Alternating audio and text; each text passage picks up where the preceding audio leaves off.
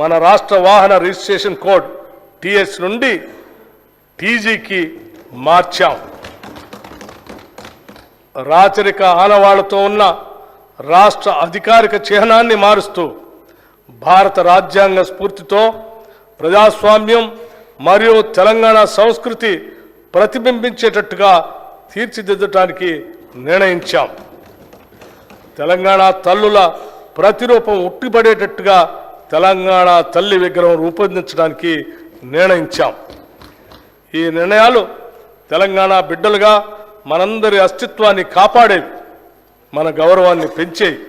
ఈ సందర్భంగా తెలంగాణ ప్రజానికానికి మా ప్రభుత్వం కృతజ్ఞతలు తెలుపుతూ వారి ఆశలు నెరవేర్చుతామని, ఇందిరమ్మ రాజ్యం సాకారం చేస్తామని మరొక్కసారి తెలియజేసుకుంటున్నాం. ఓట్ ఆన్ అకౌంట్ ప్రవేశపెట్టడానికి కారణం మా ప్రభుత్వం ప్రవేశపెట్టే తొలి బడ్జెట్ ఓట్ ఆన్ అకౌంట్ బడ్జెట్గా పెట్టడం మాకు కొంత అయిష్టంగానే ఉంది.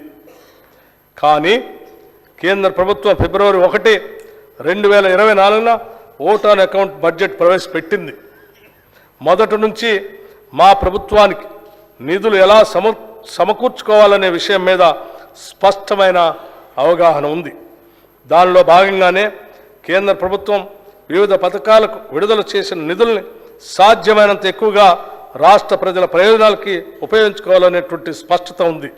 అలాంటప్పుడు కేంద్ర ప్రభుత్వం యొక్క పూర్తి స్థాయి బడ్జెట్లో వివిధ రంగాల వారిగా కేటాయింపులు జరిగినప్పుడే మన రాష్ట్రానికి ఎంత మేరకు ఆ నిధుల్లో వాటా వస్తుందనేది అంచనా వేయగలుగుతాం. అందువల్లే కేంద్ర ప్రభుత్వం పూర్తి స్థాయి బడ్జెట్ని ప్రవేశపెట్టిన తర్వాతనే రాష్ట్రంలో కూడా పూర్తి స్థాయి బడ్జెట్ పెట్టాలని నిర్ణయించాం. తెలంగాణలో ఇందిరమ్మ రాజ్యం ఏర్పాటు చేయటమే లక్ష్యంగా కాంగ్రెస్ ప్రభుత్వం ఈ బడ్జెట్ని ప్రవేశపెడుతుంది. ఈ బడ్జెట్ లక్ష్యం ఒక్కటే, అదేమిటంటే తెలంగాణ రాష్ట్రం మొత్తాన్ని సమగ్రంగా అభివృద్ధి చేయటం. కాంగ్రెస్ ఎన్నికల ప్రణాళికలో ప్రస్తావించిన విధంగా 6 గ్యారంటీల్ని తూచా తప్పకుండా అమలు చేస్తూ తెలంగాణ రాష్ట్రంలోని బడుగు బలహీనలను అన్ని రకాలుగా అభివృద్ధి చేస్తాం. నీళ్లు, నిధులు, నియామకాలు అనే 3 అత్యంత ప్రధానమైన అంశాలను దృష్టిలో ఉంచుకొని తెలంగాణ రాష్ట్రంలో విద్య, వైద్యం, మౌలిక సదుపాయాలు, ఉపాధి కల్పన పెంచడం ద్వారా సమగ్ర అభివృద్ధి సాధిస్తాం. గత పాలకులు ప్రభుత్వ ఖజానాను దివాలా తీయించారు.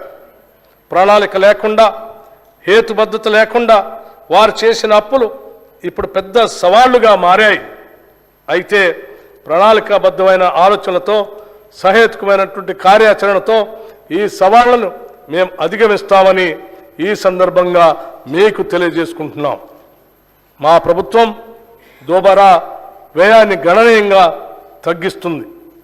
కాళేశ్వరం ప్రాజెక్టు లాంటి నిరర్ధకమైన ఆస్తులు పెంచుకుంటూ వాటిని తెలంగాణ ప్రజలకు భారంగా చేయటం మా విధానం కాదు. కేవలం తెలంగాణ ప్రజలు అభివృద్ధి చెందటం, వారు సంతోషంగా ఉండటం మాత్రమే మా లక్ష్యాలు. దీనికి అనుగుణంగానే మా ప్రభుత్వ విధానాలు ఉంటాయని నేను ఈ బడ్జెట్ ప్రతిపాదనల ద్వారా మరొక్క మారు స్పష్టం చేస్తున్నాను. అధ్యక్ష, 2024-25 సంవత్సరానికి సంబంధించిన బడ్జెట్ ప్రతిపాదనలు సభకు సమర్పించదలుచుకున్నాం. 2022-23 అకౌంట్లు 2022-23 ఆర్థిక సంవత్సరం లెక్కల ప్రకారం 2,04,523 కోట్ల రూపాయలు ఖర్చు అయింది. రెవెన్యూ మిగులు 5,944 కోట్ల రూపాయలు. ద్రవ్య లోటు 32,557 కోట్ల రూపాయలు. 2023-24 సవరించిన అంచనాల ప్రకారం 2023-24 సంవత్సరానికి చేసిన మొత్తం అంచనా వ్యయం 2,24,625 కోట్ల రూపాయలు. ఇందులో రెవెన్యూ వ్యయం 1,69,141 కోట్ల రూపాయలు కాగా మూలధన వ్యయం 24,178 కోట్ల రూపాయలు. సవరించిన అంచనాల ప్రకారం రెవెన్యూ ఖాతాలో మిగులు 9,031 కోట్ల రూపాయలు, ద్రవ్య లోటు 33,786 కోట్ల రూపాయలు.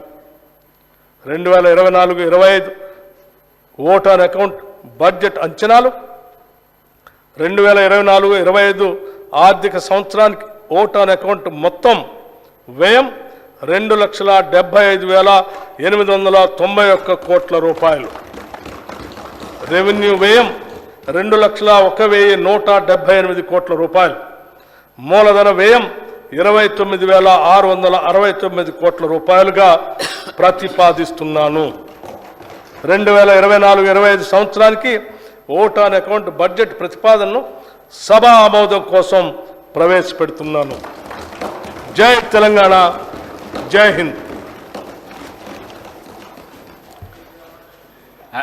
Annual financial statement budget vote on account for 2024-2025 presented. The House is adjourned to meet again at 10 a.m. on Monday, 12th February 2024.